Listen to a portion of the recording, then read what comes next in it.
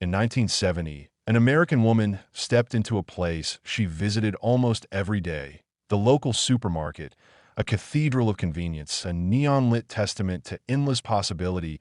She was greeted by an array of color and choice, a symphony of brand names competing for her dollar, 10 types of breakfast cereal alone, 50 different cuts of meat, produce flown in from across the continent. Everything she could imagine, instantly available, under one roof. This was not a luxury, this was Tuesday, a mundane reality of life in the United States. An act so simple, so routine, it required no planning, no strategy, no fear, 1,000 miles away, separated by a deep ideological chasm. A Soviet woman also prepared to shop, but her journey was profoundly different. Her experience was a matter of state planning, a daily gamble, and an exercise in quiet desperation.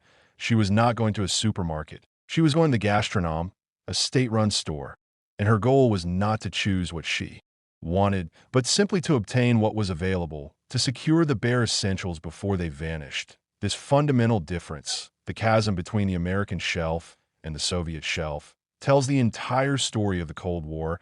It reveals the true cost of two competing economic models. And if you stay until the end, you will understand why this comparison was forbidden for decades, that we are not here to talk about missiles or political doctrine.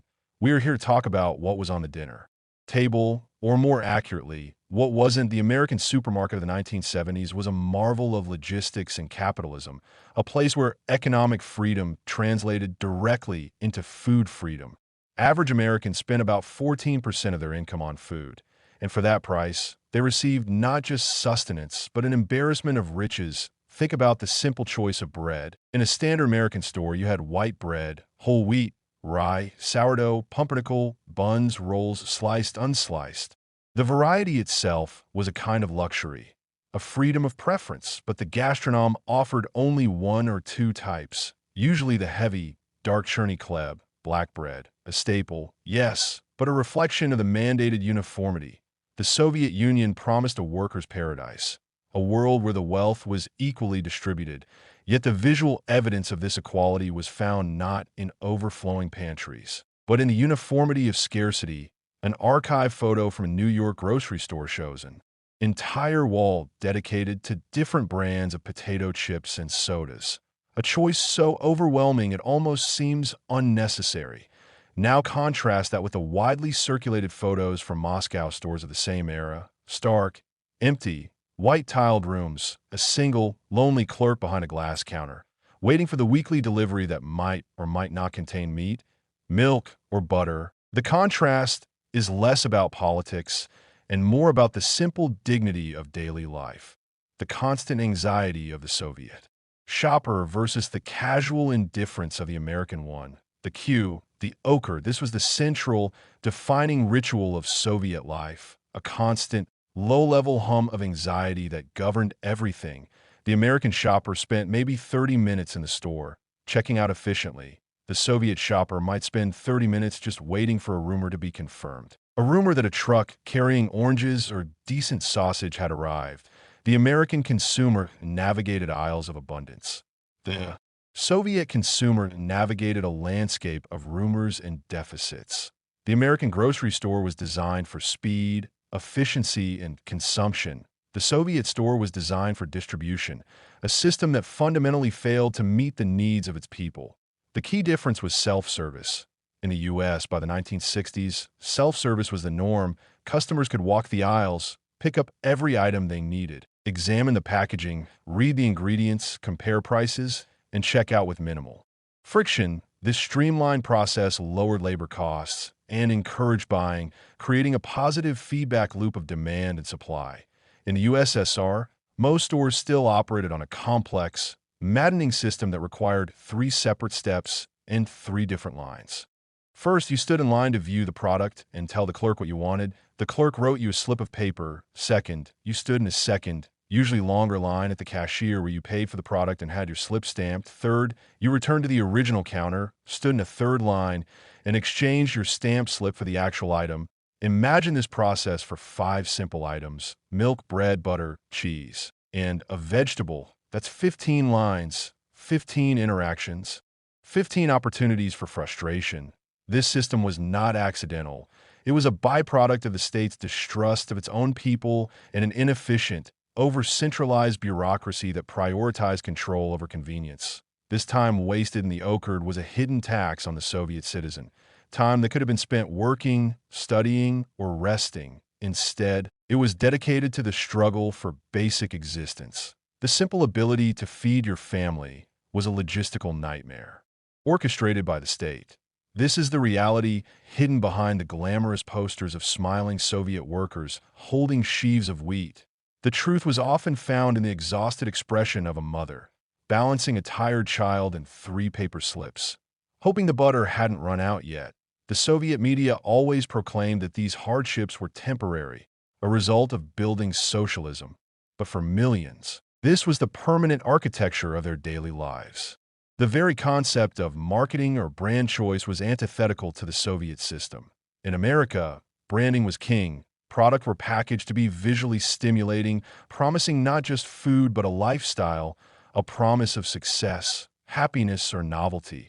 Think of Kellogg's, Coca-Cola, or Campbell's. Their names were ubiquitous, their logos instantly recognizable. In the Soviet Union, the state was the only brand. Every product was essentially generic. Kolbasa sausage was just kolbasa milk, was just milk, often sold in flimsy paper cartons or even brought in the customer's own container. The lack of branding meant the lack of competition, and the lack of competition meant the lack of quality control.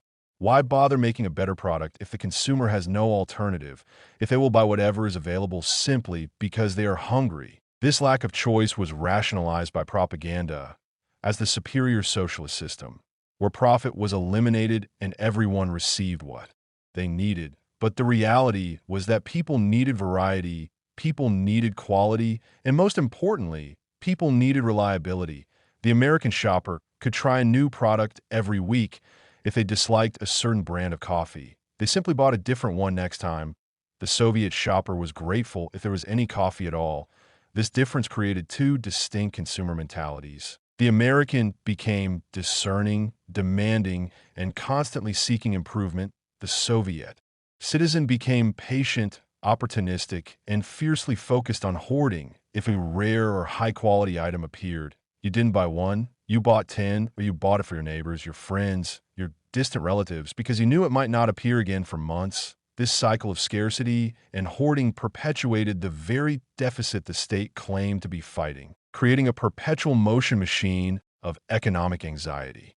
The most damning contrast lies in what both systems considered basic. The American standard grocery list included fresh vegetables year-round, imported fruits like bananas and citrus, beefsteak, dairy products, and coffee. These were accessible to almost everyone. The Soviet basic list was defined by chronic deficit. Meat was often only available on specific days, or if it was available, it was of questionable quality. The infamous blue chicken became a symbol of Soviet poultry. A scrawny, often frozen bird that was far from the plump, advertised chickens of the West. Fresh produce outside of the short harvest season was a pipe dream. Imported goods like lemons, coffee, or chocolate were considered luxuries, delicacy, reserved for state officials, those with access to hard currency, or those with the right connections. The truth is that the Soviet system never managed to reliably feed its massive population with a diverse, quality diet. Despite being one of the world's largest producers of grain, they consistently had to import food, a crippling contradiction to the ideology of self-sufficiency. This struggle for food was not an inconvenience. It was a systemic problem that consumed an enormous amount of mental and physical energy. Imagine dedicating hours every week just to find milk or eggs. This energy was diverted from innovation, from work, from family life. The American store offered the freedom to forget about food until you were hungry. The Soviet store demanded that food remain the constant, consuming focus of existence. The emptiness of the Soviet shelf was not just a symbol of economic mismanagement. It was a daily, visceral reminder that the promise of a superior system was fundamentally broken, and it forced millions of people into a shadow economy, a hidden world of barter, bribery, and personal favors, a world the state officially denied. but which everyone, from the highest official to the humblest worker, knew was the only way to survive. But the scarcity extended far beyond the stores and into the very farms themselves, a deeper rot we must now expose. The empty shelves of the Gastronom were not a failure of the clerks or the drivers. They were a catastrophic failure built into the very foundation of the centralized Soviet agricultural system, while the American food system was fueled by millions of independent farmers. Responding instantly to market demand and profit incentives, the Soviet system was crushed under the weight of the kolkhoz and sovkhoz, the collective and state farms. These massive, bureaucratic enterprises were given quotas from Moscow, often arbitrary figures based on political goals, not agricultural reality. The American farmer, seeing high demand for corn, would immediately plant more corn the following season, driven by the chance to earn more money. It was a dynamic, self-correcting system. The Soviet farm manager, on the other hand, was ordered to produce a certain tonnage of grain, regardless of soil quality, equipment failure, or even whether that grain was actually needed in the local area. The primary goal was to satisfy the plan, not the consumer. This led to absurdities. Managers would often report inflated yields, prioritizing quantity over quality. To meet the political mandate, they would harvest grain that was too wet or too poorly stored, only to have it rot before it could reach the bakeries, creating a phantom abundance in the statistics that never materialized on the dinner plate. The Soviet official would proudly announce that production quotas had been exceeded, while the citizens stood in line for stale bread.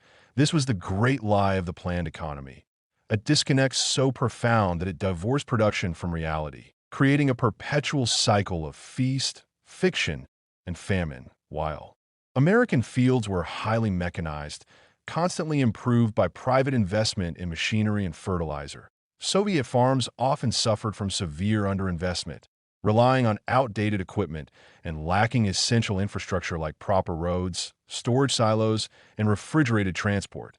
The result was massive waste. A staggering amount of food was lost between the field and the store, sometimes as high as 30% of the entire harvest, simply because it could not be stored or moved efficiently. The American system was built on speed and optimization. The Soviet system was built on control and fear, and the food rotted under the weight of that fear.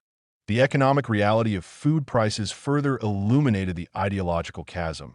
In the U.S., prices fluctuated based on supply, demand, and quality, encouraging efficiency and innovation.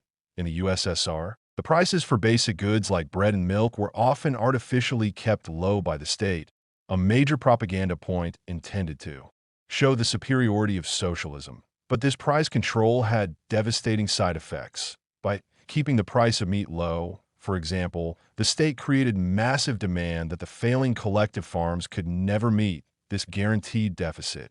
The price was cheap, yes, but the product was almost impossible to find. The real cost was paid in time, standing in the Ochered and in stress, seeking out black market sources. The average American citizen spent a small percentage of their income on food and got instant access. The Soviet citizen spent a low ruble price on paper, but a huge price in time, energy, and opportunity cost for certain items like meat. The true purchasing power was brutally clear. An American worker could buy a kilogram of beefsteak with perhaps 2 hours of wages. The Soviet worker, if they found a kilogram of decent beef, might spend half a day's wages, but that was secondary to the hours or even days required to locate the meat in the first place. The Soviet system subsidized hunger.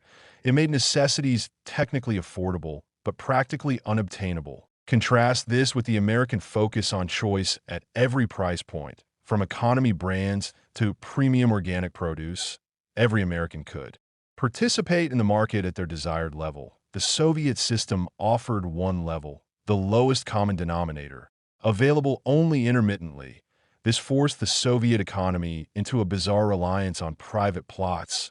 Paradoxically, the most productive segment of the Soviet agricultural sector were the small, private gardens and livestock plots that citizens were grudgingly allowed to maintain. These tiny private plots, occupying less than 3% of the cultivated land, often supplied up to 30% of the total national produce, a stinging indictment of the entire collective farm apparatus. The state system was a failure, and the only reliable food source was the small, unauthorized capitalist enterprise of grandmother's garden. The experience of shopping itself was a social and psychological battleground. For the American, the supermarket was a place of pleasant neutrality, a quick stop on the way home, often with music playing and bright, happy advertisements surrounding them. The Soviet Gastronom was a place of high tension and social elbows. The scarcity encouraged selfishness. People watched each other, waiting for a chance to cut the line or grab the last item. This was the environment where the social fabric frayed. The act of standing in the Ochered for hours was not simply boring. It was psychologically draining. It was a constant reminder of the state's inability to care for its citizens. A public display of systemic failure.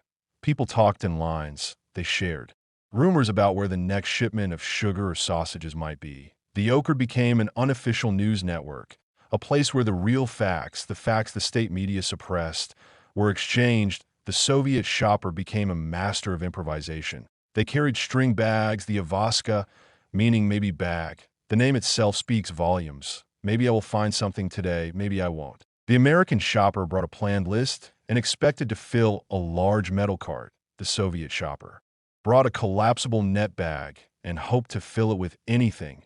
The sheer uncertainty defined the day. Imagine the stress of preparing a meal when you cannot guarantee the ingredients. Have it to substitute potatoes for rice or cabbage for carrots, because that is what the state decided was available today. This was not resilience. This was adaptation to institutionalized dysfunction, a survival skill in a system that claimed to have eliminated the struggle for existence. The difference extended even to the very concept of perishable goods and preservation. The American system relied heavily on efficient, pervasive refrigeration, both in the distribution chain and in the home. This allowed for vast quantities of fresh meat, milk, and dairy products to be safely stored and transported, ensuring quality and minimizing food poisoning. The average American refrigerator was large, often a double-door unit, symbolizing the capacity for storing weekly hauls of groceries. In the USSR, refrigeration technology lagged severely, both commercially and domestically. Many stores lacked adequate cooling, contributing to food spoilage, and most Soviet apartments were equipped with small, basic refrigerators, sometimes supplemented by the Khrushchevsky Холодильник. The Khrushchev refrigerator, a small, unheated storage niche built into the wall under the kitchen window, using the natural cold air outside during winter months. This reliance on architecture instead of technology was a physical manifestation of the technological gap, a gap that directly impacted public health and food security. Meat quality was a particular point of divergence.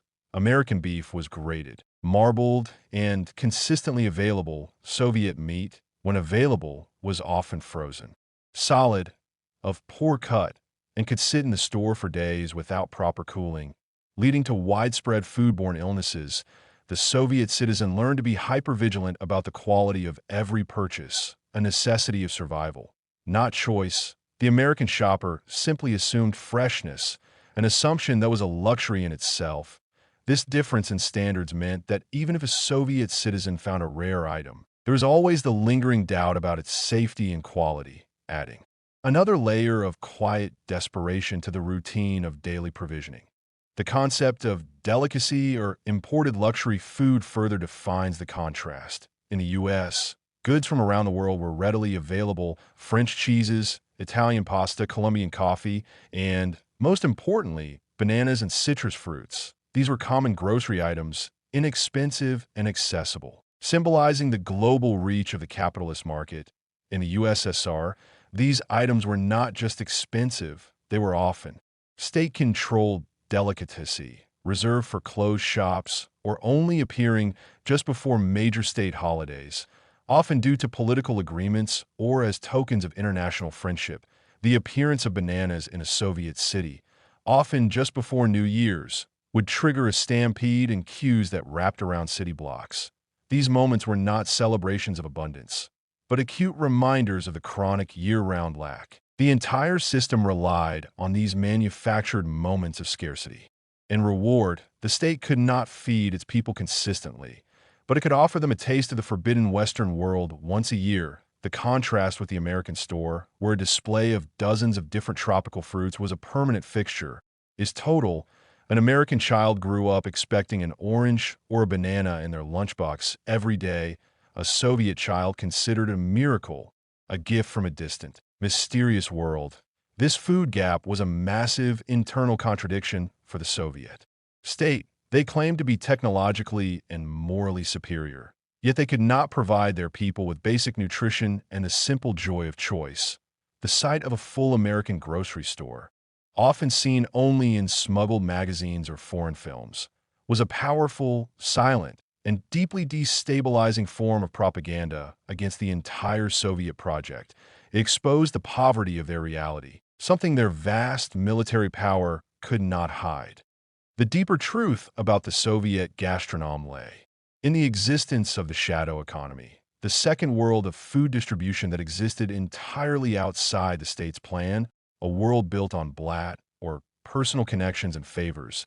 The official line was that all citizens were equal, that food was distributed according to need, but the reality was stratified, highly unequal, and depended almost entirely on who you knew. A simple telephone call to the right person could unlock doors to closed distribution networks, special shops known as Spetsmagazini or Zakritai, Raspredolatelli, closed distributors. These are the stores the propaganda never showed, stocked with the imported goods, high-quality meats, and fresh produce that were entirely absent from the public gastronom. These closed shops were reserved for the party elite, high-ranking military officers, scientists, and favored intellectuals. They operated in secret, often with unmarked doors, ensuring that the Soviet elite lived an entirely different life of consumer ease. While the common worker struggled, the average worker might spend 3 hours a day chasing a rumor for a kilogram of poor sausage, while a party secretary could walk into a dedicated facility and purchase Argentine beef, French cognac, and fresh oranges. This system of special distribution was the ultimate hypocrisy of the Soviet promise. The state that promised the elimination of class differences instead created a new, rigid, and privileged class. Access to food became a political tool, a silent bribe to ensure the loyalty of the elite and the silence of the bureaucracy. This deep inequality was not just about quality of life. It was corrosive to the ideological foundation of the state. It told every citizen who knew about it, and almost everyone did, that the system was a lie, a betrayal of the very people it claimed to serve. The contrast with the U.S. was simple. In America, wealth bought luxury. In the USSR, political loyalty bought necessity. The American system was open about its inequalities. The Soviet system brutally concealed them. The black market, or the Tokuchka, flea market, became the necessary pressure valve for the failing state system. When the gastronom was empty, which was often the only solution, was to turn to the unofficial economy, where goods were bought and sold at prices far exceeding the subsidized state price. Here, you could find everything from spare parts and Western electronics to high-demand food items, but at a punishing premium. This was where the real cost of living in the USSR was exposed. A bag of sugar that cost 70 kopecks in the state store might cost 3 rubles on the black market, a dramatic increase that forced families to spend a far greater portion of their actual income just to maintain a basic diet. The Tokuchka was a bustling, chaotic, yet fundamentally reliable market, a testament to the spontaneous, inherent economic nature of people, a nature the Soviet planners tried and failed to extinguish. People found ways to meet demand, even if it meant risking imprisonment or harassment from the militia, police, who often turned a blind eye for a small bribe. This parallel market proved a critical economic point. The centralized planning system was incapable of efficient distribution, while a decentralized, demand-driven market, even a legal one, could reliably deliver goods. The American shopper never had to consider the black market for milk or bread. These were guaranteed commodities. The Soviet shopper often relied on it for their survival. This reliance meant that the official statistics of low inflation and low cost of living were meaningless for the average family. The real, true cost of existence was hidden in the shadow economy, a financial strain that was constantly ignored by the central planning committees in Moscow. who continued to issue reports of soaring production and consumer satisfaction, illustrating a complete detachment from the everyday experience of the people. The sheer technological gap between American and Soviet food processing and packaging further deepened the daily contrast. American food was a marvel of industrialized packaging, ensuring freshness, long shelf life, and ease of preparation. Products came in standardized cans, protective plastic wraps, and vacuum-sealed bags, all designed to maximize convenience and preserve quality. This not only made shopping easier, but drastically reduced food waste at the consumer level. In the Soviet Union, packaging was often primitive and inadequate. Milk might be sold in thin, leaky pyramid-shaped cartons. Bread was sold unwrapped, exposed to the air, and often handled multiple times, leading to rapid spoilage and hygiene issues. Canned goods were of inconsistent quality and often required special tools to open. The lack of modern packaging was a direct result of the Soviet focus on heavy industry and military production at the expense of light, consumer-facing industries. The state simply did not prioritize the complex machinery required to produce high-quality plastic, aluminum, and paper packaging. The result was a loss of dignity and quality for the consumer. Imagine buying fresh meat that is wrapped only in gray, thin paper, leaking onto the other contents of your Avaska.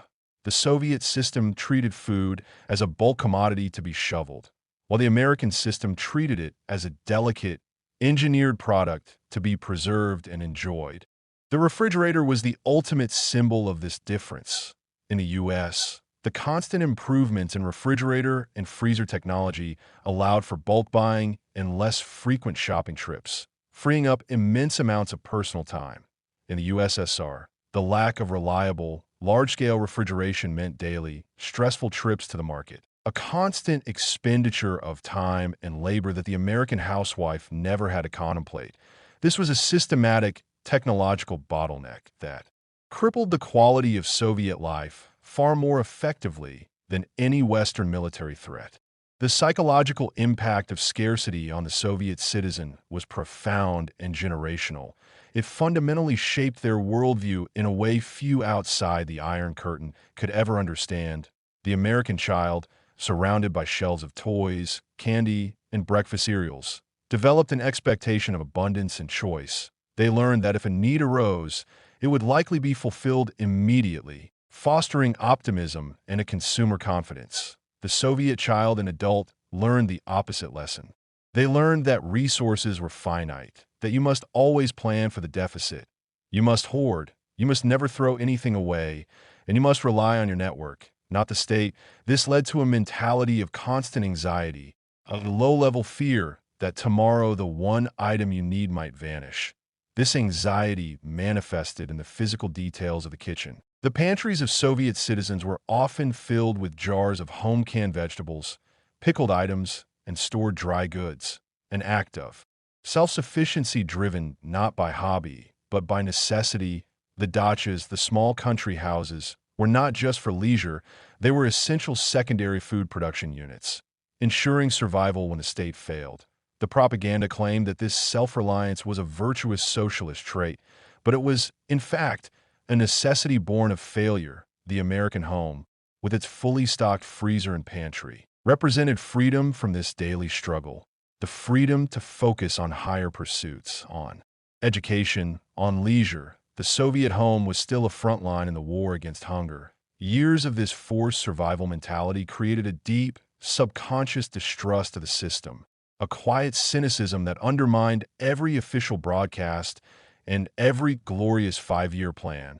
The empty shelf was not just a lack of food, it was a lack of trust in the government competence, a wound that never truly healed, and which we must explore by looking at the specific goods that symbolize this scarcity. The story of the simple Soviet banana is perhaps the most illustrative allegory of the entire economic failure. In the U.S., bananas were the cheapest, most ubiquitous fruit, a staple of the lunchbox and the breakfast table, a symbol of effortless global trade. In the USSR, the banana became a mythical, almost forbidden item. Their sporadic appearance was almost always linked to political holidays or special imported shipments from friendly socialist or developing nations. when they did appear.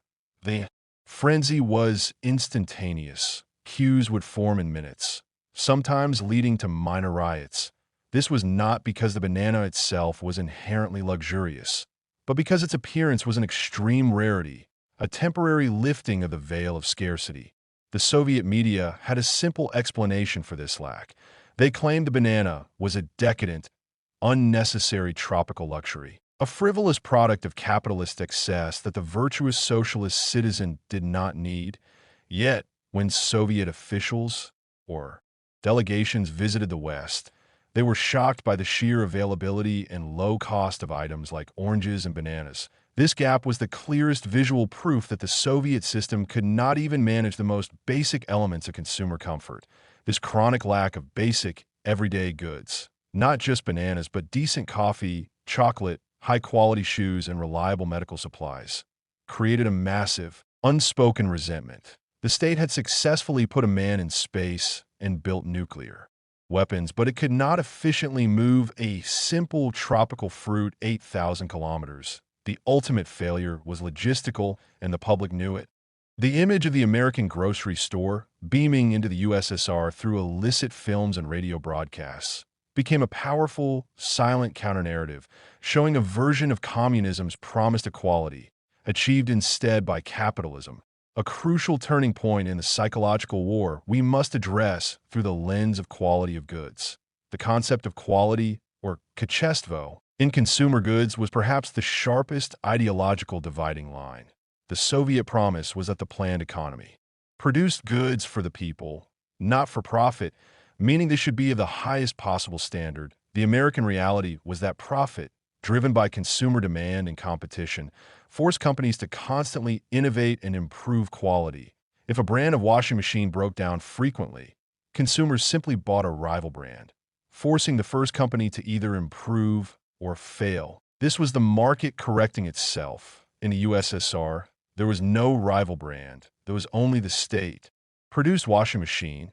If it broke, you waited months for a state-run repair service, or you fixed it yourself with scavenged parts. The consumer had no leverage, and the producer, facing no competition, had no incentive for improvement. This systemic stagnation meant that Soviet consumer durables, from clothing to electronics to food quality, lagged decades behind the West. The simple can of preserved food illustrates this perfectly. An American can would list its ingredients clearly, be hermetically sealed, and offer a consistent, predictable product. A Soviet can might contain inconsistent contents, vague labeling, and sometimes dangerous contamination, simply because the quality control mechanisms were bureaucratic window dressing, not essential checks. The entire economic apparatus was geared toward maximizing military production and heavy industry output, meaning the light industry. The part that directly affected the quality of daily life received minimal investment, minimal talent, and maximal neglect. This created an environment where shoddy goods were the norm, not the exception, and the Soviet citizens' daily life was a constant struggle against poorly made clothing, unreliable appliances, and inadequate food packaging, a silent, grinding form of poverty that contradicted the state's claims of material prosperity. The failure to provide consistent, high-quality meat was a massive geopolitical embarrassment for the USSR, an empire that spanned 11 time zones and controlled vast fertile lands, yet consistently failed to feed its citizens protein. The shortage of decent meat and animal products was not just about economics. It was about national pride and nutritional standards. The Soviet diet, by necessity, became heavily reliant on bread, potatoes, and cabbage, staples that filled the stomach but lacked the essential protein and varied nutrients available in the average Western diet. The American consumer had the freedom to choose from high-grade cuts of beef, pork, chicken, and a vast array of fish and seafood, all guaranteed by strict USDA standards. The Soviet system often diverted the best agricultural outputs to the elite or for export to gain hard currency, leaving the common population to scramble for scraps. The famous anecdote about Soviet citizens using the entire carcass, including the less desirable organs and fats, was not just a testament to thrift, it was a testament to chronic desperation the state tried to fill. This protein gap with low-quality, heavily processed sausages, kolbasa, which became a staple because they were often the only available form of meat. Even this was often manufactured with fillers and low-grade ingredients. A far cry from the high-quality, diverse deli meats available in any Western city. The inability of the system to manage its livestock effectively, coupled with massive grain imports to feed those same inefficient livestock operations, was a profound drain on the national treasury. The USSR was a massive agricultural power that was structurally unable to utilize its own resources efficiently, a paradox that turned a superpower into a global food importer, forced to beg the capitalist West for grain to sustain its own failing collective farms. The stark difference in shopping hours and the accessibility of stores further highlights the two distinct lifestyles. The American supermarket was designed for the convenience of the working person, often open late into the evening, sometimes 24 hours a day in larger cities, allowing individuals to shop after a long workday or on weekends without stress. This convenience was taken for granted. It was simply part of the infrastructure of a service-oriented economy. The Soviet Gastronom operated on hours that were fundamentally inconvenient for the average worker, often closing in the early evening or even for an extended midday break, forcing people to leave their jobs early or to spend their precious lunch hours standing in the aforementioned queues. This inconvenience was a hidden burden on productivity, a mandatory tax of time levied by the state's bureaucratic inflexibility. The Soviet state controlled not only what was sold, but when it was sold, prioritizing the schedule of the state employees over the needs of the consumer. This created a culture where people were forced to use their workplace hours to secure personal necessities, contributing to inefficiency and absenteeism. Imagine needing a simple item and knowing you have a tiny window to acquire it, competing with hundreds of other anxious workers who are also rushing against the clock. This was the daily reality. The American system assumed the consumer had the right to shop when they pleased. The Soviet system treated the consumer as a subordinate entity that must adjust to the schedule of the centralized bureaucracy. The American shopper walked into a brightly lit store at 9 p.m. and bought what they wanted instantly. The Soviet shopper might walk past a closed gastronom at 6 p.m., knowing they had to try again tomorrow morning, potentially missing work or cutting into family time just for a loaf of bread. The final layer of contrast is the psychological weight of certainty versus uncertainty for the American consumer. The market provided near-perfect certainty. You knew that the product you needed would be there. You knew roughly what it would cost, and you knew you could buy it when you wanted. This certainty frees up massive cognitive space, allowing the individual to focus their energy on career, family, and leisure. The Soviet citizen lived in a constant state of uncertainty, a permanent low-level anxiety about essential goods. The phrase, "what if they don't have it," or "what if it runs out," was a core operating principle of daily life. Planning a large dinner party, a rare event, was an immense logistical undertaking that required weeks of strategic maneuvering, calling connections, making multiple trips, and always having backup plans for inevitable deficits. This anxiety extended to money itself. While the ruble was the official currency, the real power often lay in the possession of hard currency, US dollars or scarce goods that could be bartered. The Soviet ruble, for many high-demand items, was effectively worthless because the items simply did not exist in the public stores. This created a multi-tiered economy where the official price and the real value were entirely divorced. The American dollar, backed by a stable economy and vast supply, provided true purchasing power and freedom. The Soviet ruble, backed by propaganda and empty shelves, provided only the illusion of security. The propaganda showed happy families enjoying lavish state-provided meals, but the reality was a stressful, daily struggle defined by the shadow economy, the queue, and the debilitating uncertainty of whether basic needs would be met. The simple act of buying groceries in the U.S. was an expression of freedom. In the USSR, it was a daily act of endurance. This hidden reality, the brutal contrast between the brimming American supermarket and the barren Soviet gastronom, was the single greatest failure of the centrally planned economy. It exposed the lie of equality and the systemic inability of the Communist Party to satisfy the most fundamental human need, the need for food. Security and choice. The USSR built a massive military machine. It launched satellites and preached global revolution, but it could not manage a simple supply chain. The failure was not a lack of resources, but a failure of incentives, a failure of logistics, and a profound failure to trust the market and the consumer. The resulting deficit created a population perpetually stressed, focused on survival, and deeply cynical about the government competence. The simple ability to walk into a store, choose what you wanted, pay for it, and leave was a freedom Americans took for granted. But for the Soviet citizen, this was the unattainable luxury, the forbidden image that ultimately defined their economic oppression. The question is, why? After decades of promises, did the system refuse to fix this most basic problem? The answer lies in the prioritization of political control over human comfort.